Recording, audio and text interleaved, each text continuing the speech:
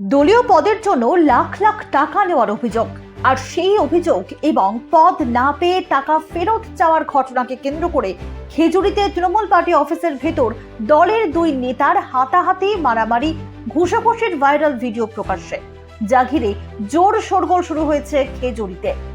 এলাকার দুই তৃণমূল নেতা শঙ্কর দুলাল পাত্র এবং নন্দন দাসের মধ্যে কলার ধরে মারামারির ভিডিও ভাইরাল। কলার ধরে মার এবং ঘুষাঘুষির ভাইরাল ভিডিও সামনে আসায় চরম অস্বস্তিতে পড়েছেন তৃণমূল নেতৃত্ব, জানিয়ে দলের নেতারা মুখে কুলুপো এঁটেছেন। ভোটের মুখে নিজেদের মধ্যে মারামারি এবং কোদল ঘিরে খেজুরিতে দলের অনেকের ছবি প্রকাশ্যে এসে পড়ায় বেশ অস্বস্তিতে তৃণমূল নেতৃত্ব।